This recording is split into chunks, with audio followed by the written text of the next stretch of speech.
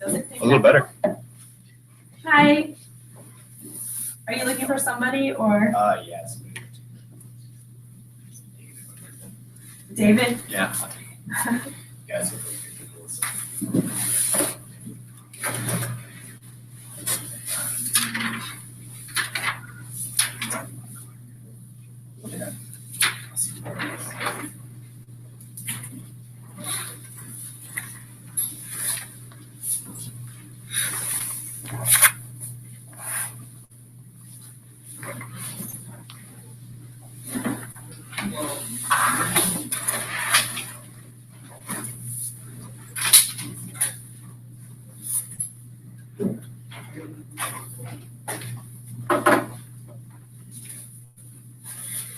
Ready? Mm-hmm.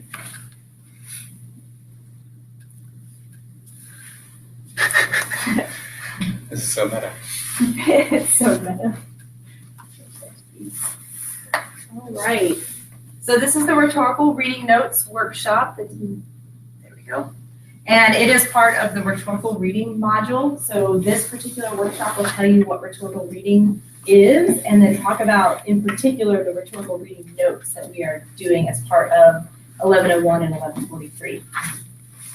I am going to discuss why we should read rhetorically, talk about rhetorical reading notes in particular, and the parts of them are the rhetorical situation, response, and notes for summary. Then we'll do a guided practice and an artifact-based practice. Why should we read rhetorically? First of all, when you come into college, you are entering conversations that have already been happening. And so you walk into a psychology course in, let's say, child psychology, and you are learning about theories and names of people that are just being thrown at you. These theories and names, these people did not start researching today. They've been researching for a long time. Some of these people did all of their research in the early or mid-90s, and you're entering this conversation, and so you feel lost. You feel like, I don't know what's going on, maybe I should know something that I don't know, there are terms being used in ways that I don't understand, and you're entering this conversation. If we read rhetorically, then we can enter into that conversation and understand it a little bit more clearly than if we just walked in and tried to read something.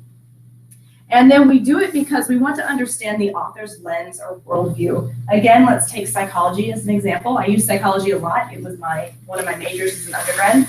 And in psychology, when you walk into a psychology class, you learn that there's behavioral psychology, there's psychoanalytical psychology, and depending on what type of psychology we're looking at really changes how we explain a person's behavior. A behaviorist is going to say, you're behaving because you've been rewarded or punished. A psychoanalyst would say, you're behaving this way because there's something wrong, something going on in your subconscious. That lens really changes how we analyze something. And it's important to understand the lens that the author is coming from, because it helps us completely understand the text if we know what lens they're coming from. And then it also, if we read rhetorically, we build knowledge. Versus just comprehending a text, we can add that text to the knowledge that we already have. So if we read in this more in-depth way, we actually become an academic. We move towards being somebody who can enter academic conversations. Rhetorical reading notes that we use are broken into 3 parts: rhetorical situation, response, and notes for summary. In the rhetorical situation, if you've been in my face-to-face class, I often represent this as a triangle, an equilateral triangle with 3 parts, being the author, the subject, and the audience all being part of the triangle, with the purpose in the middle, and then the thesis statement. We need to understand the author, like I said, because we want to know what their experience is and what perspective they come from. We want to know, who is this person? Are they in the field of psychology talking about psychology, or is this person in the field of linguistics and has brought that lens and that perspective into the field of psychology? How does this person have the credibility to speak in this environment? And so we think about that. What lens does this person bring? What experience Has this person been writing for 20 years on this topic, or is this the first thing that they've ever written on this topic? It really helps us to understand that overall conversation, helps us to understand if we can believe how believable this particular researcher or author might be.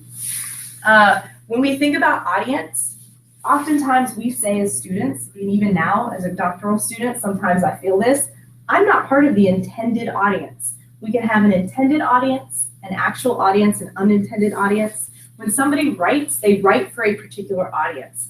Oftentimes, that audience is an academic audience, one that has experience similar to the researcher's experience, has an education similar to the researcher's education. And if we are not part of that audience, we can be lost. So here's a great example. David's here. I'm going to use him as an example. Recently, I'm getting a degree in education. And recently I handed David an article and said, here's an article based on that talks a little bit about how I teach and what I'm basing things on. And I handed it to him, didn't even think that there are researchers and theories presented in this article that he's never heard of. So somebody else that I might have handed this article to, another peer in education, they would have read it, no problem. But David said, well, you know, I had to look up these 5 theorists before I could even read what this article was. And so when we're entering a conversation, if we're not the intended audience and the author is assuming the audience has knowledge, and if we don't have it, we have to do a little bit of research. We actually have to sit down, and nowadays you can Google it. Google the author, Google the terms, really quick, gain some of that knowledge so that then you can return to the text and actually understand what that text is saying. If we need to understand the purpose. Is this article to inform me? Is it trying to change my mind about a theory? Is it trying to sell me something? Is this person trying to teach me something? What is the purpose of this text? Because how I read it might differ based on what I understand the purpose of this text to be. What is this text trying to do to me? Thesis statement. We should understand what the main idea is.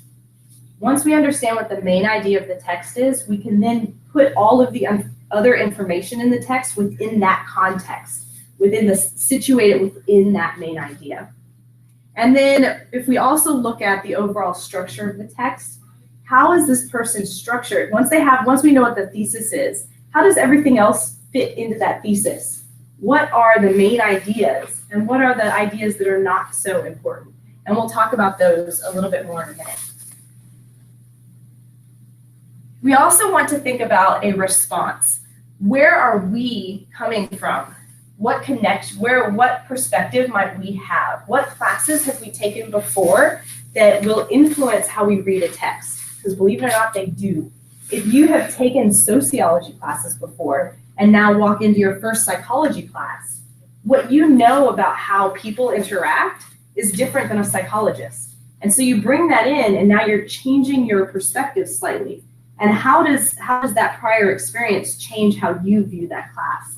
And if you are somebody that is not a major in a class, but you're taking a class that's full of people who are in the major, this happened to me one time. I had to take one class outside my major. So I took a class in social linguistics, and I was the only person out of only 5 students in the class that was not deeply immersed in a PhD in social linguistics. And I will tell you that I was an outsider.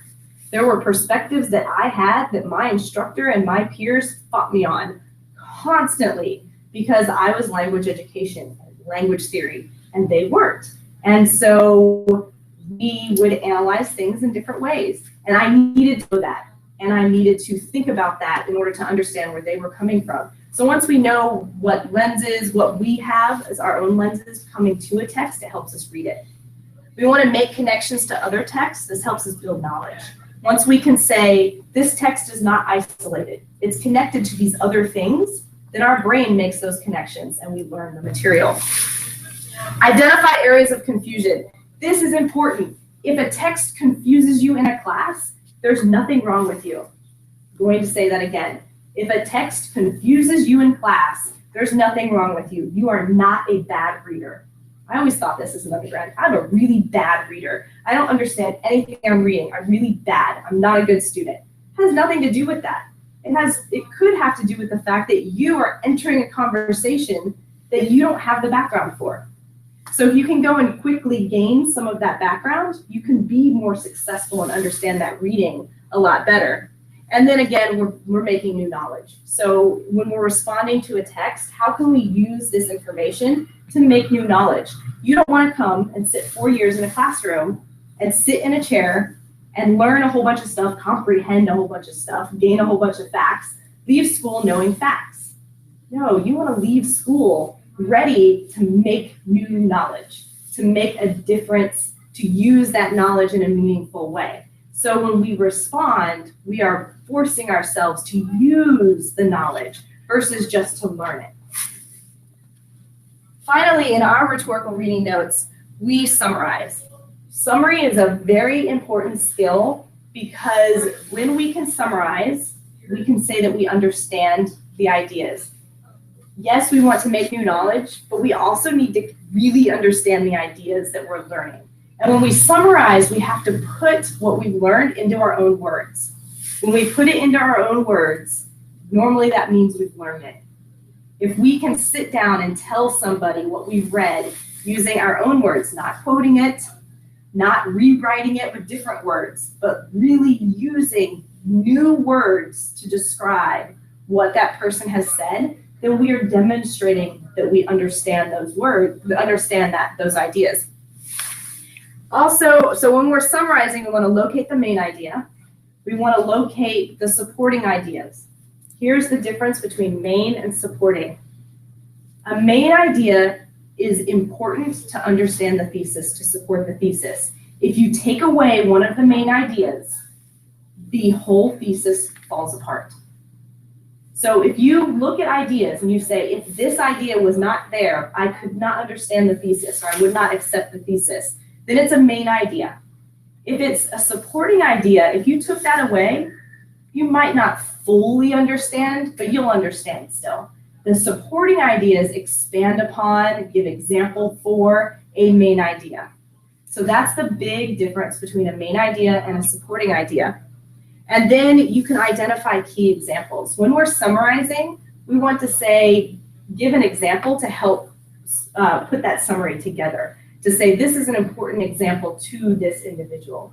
So we would identify these things in our notes. So I've talked about why we read rhetorically and then run through the rhetorical notes, which are rhetorical situation, response, and notes for summary. Any questions or comments on those key ideas? No? Well, let's practice. I have a rhetorical reading notes worksheet, the one that we use in David's 1143 and my 1101. And then we're going to watch a very short 3.5-minute video and work on these together. While you're watching the video, go to the second page and take notes for summary. And what you want to do is write down some of the key terms that you're seeing, and then kind of think about, you might also think about the structure of it, and then you can work together on the rest of it when the video is over.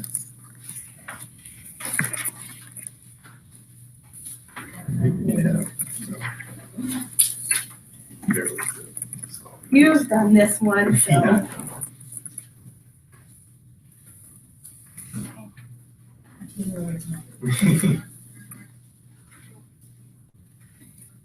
This is a TED Talk video.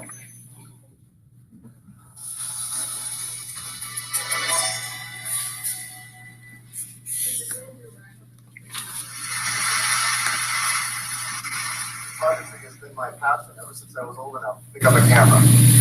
But today, I want to share with you the 15 most treasured photos of mine. And I didn't take any of them. There were no art directors, no stylists, no chance for reshoots, not even any regard for lighting.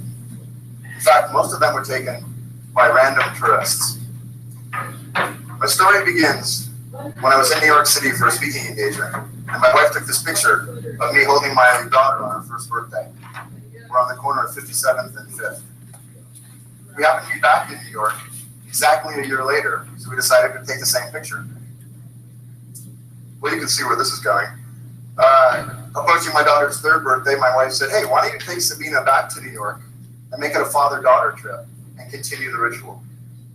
This is when we started asking passing tourists to take a picture.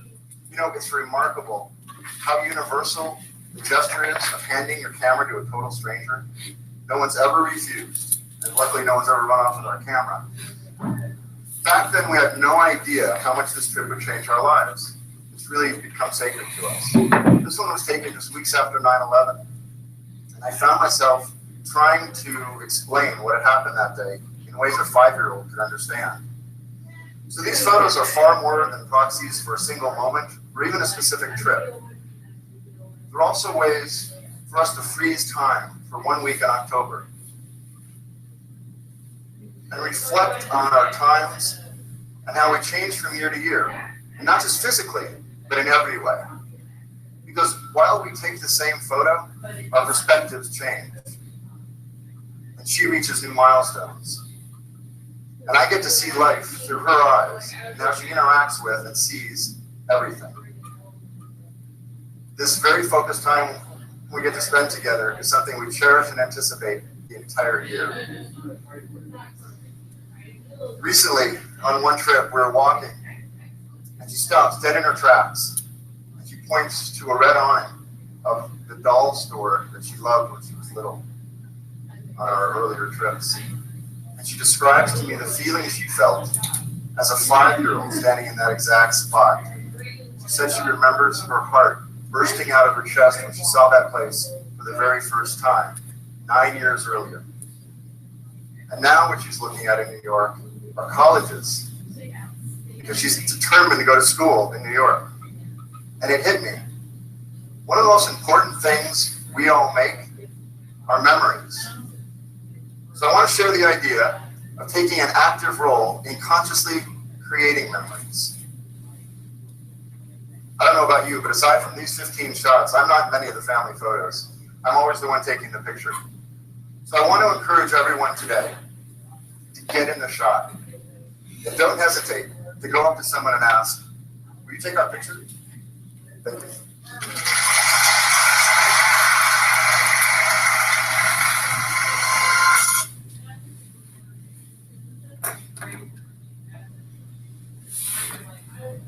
Okay, so what I would like you to do is turn to the people at your table. If you want, you can join them at that table.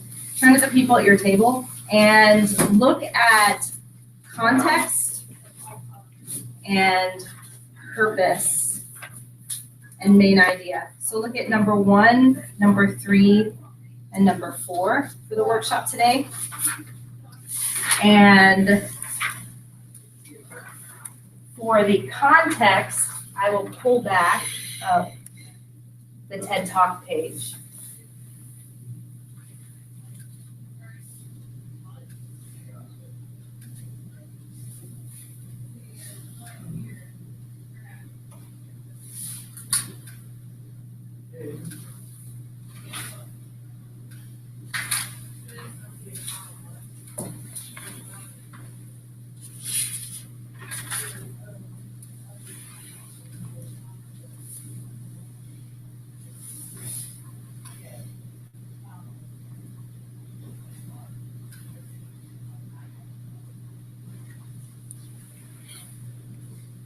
And it has the information of who he is right there.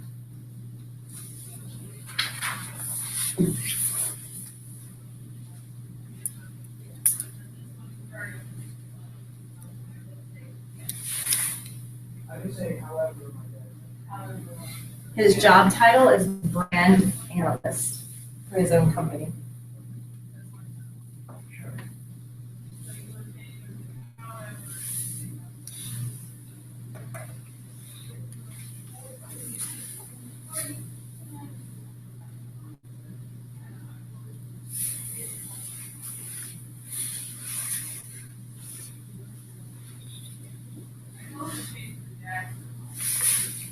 Does this have any of the original date of publication? Yes, It was 2012. 2012.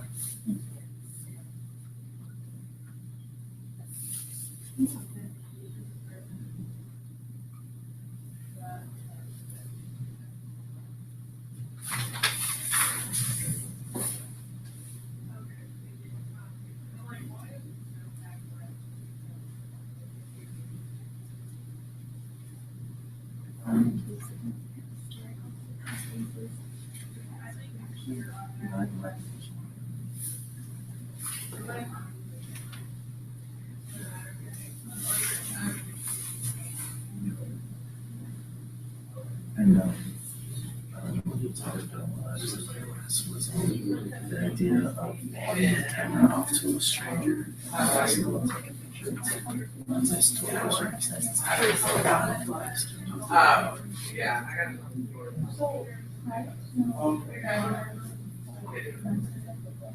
You can look them up for this one, kind of think about what you said in the speech, what the historical significance of that led to. Well, because there's a reason why he gives this video a historical reason. Personal to him, this particular one, yes. Well, and there's other things. What made him create this video? Might be it. So think about and everything that started pictures by being taken, all of that stuff.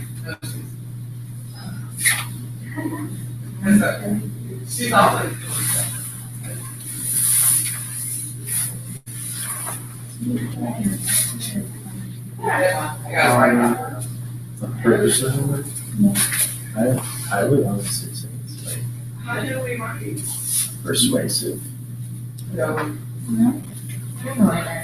Because he's trying to persuade us to take pictures and make photos. Yeah.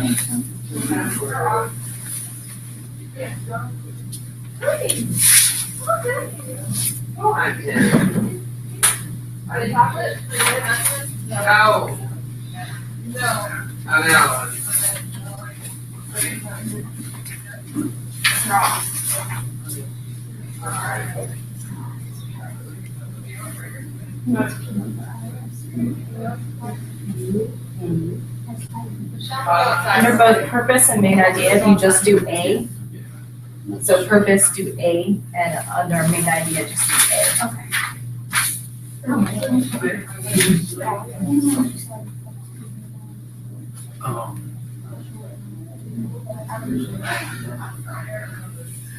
I'm getting over now.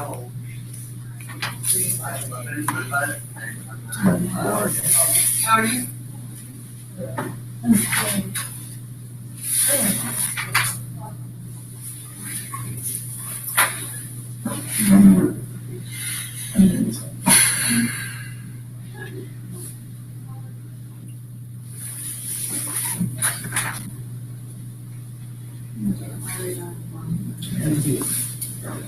That's what the title is.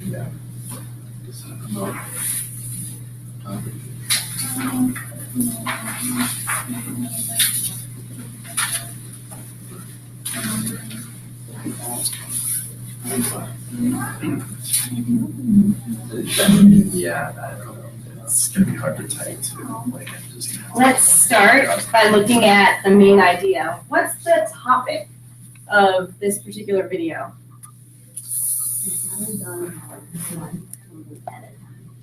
Okay, so father-daughter bond. I would think it would be like memories. Okay, memories. So bond, parent bond, memories. That's the topic is, I think overreaching would probably be memories. The bond makes the memory, right? So this is something about memory making from the perspective of who? So we'll go back to the top. The author, profession, background. What does the author bring to this particular speech that's unique? Personal experience. Yes, personal experience.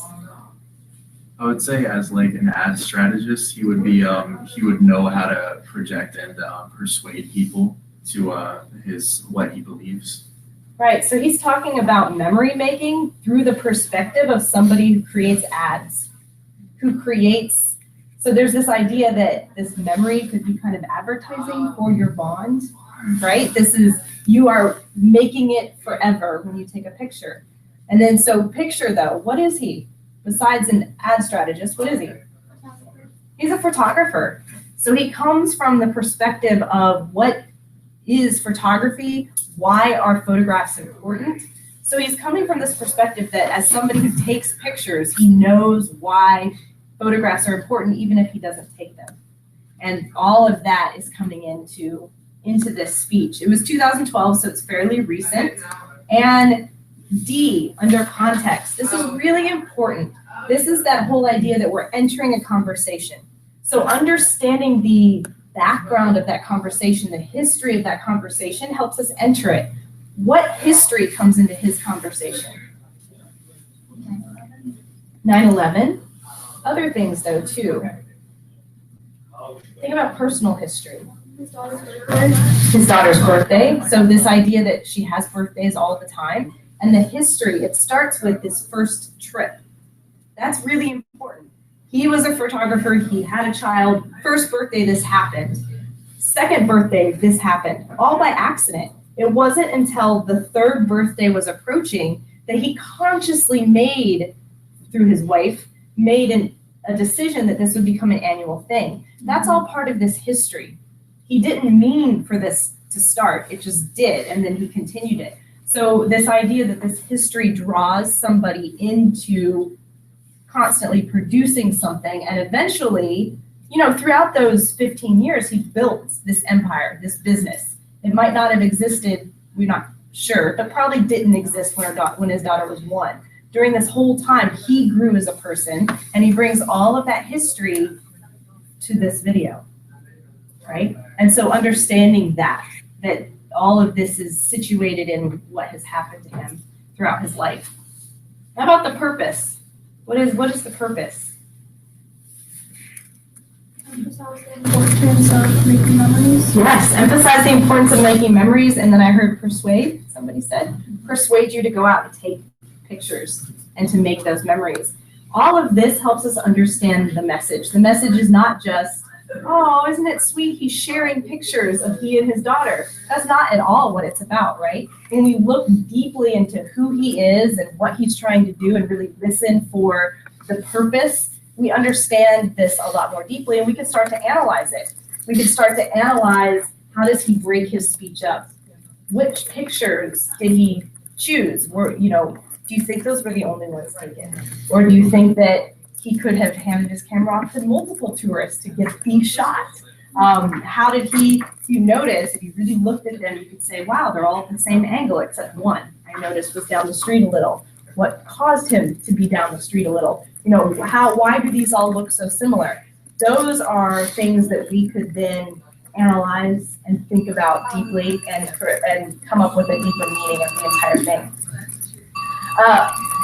As you look through this, we have just 2 minutes left. As you look through this worksheet, are there any elements of this worksheet that you may not understand, that you need clarification on, or that you don't understand how that helps you build knowledge based on a reading? I have seen number 2C. Okay, so do you understand what figurative language is? Like expression, Mm-hmm. but not like the regular kind of. Nice. It could be a direct comparison. Understanding, this is that whole idea of understanding the examples. Somebody chooses examples that they're very familiar with or that are available to you.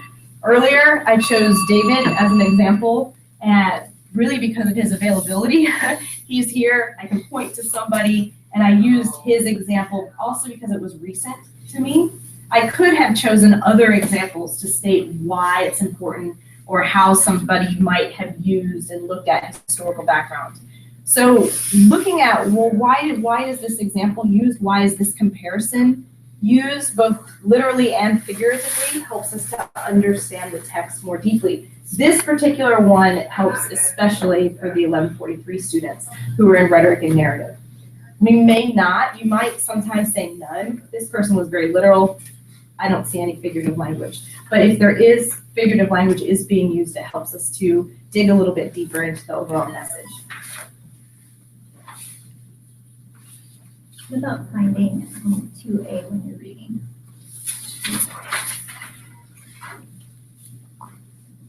Okay, obvious structural cues. This particular one I wrote especially for the video. Okay. I changed the wording of it, so thank you. The one that you will find online for the readings will say obvious and unobvious structural cues and I'll give examples that are based on reading. Okay. That one is definitely based on the video only. And that you would say headers, paragraph breaks, changing keywords. Do you have the one? The original one? So it's identify how and where the author employs obvious or subtle structural cues and gives examples from reading. Okay. Thank you for pointing that one out. You caught me on that one. Any other questions? All right, thank you for attending this workshop. I hope that you found this useful.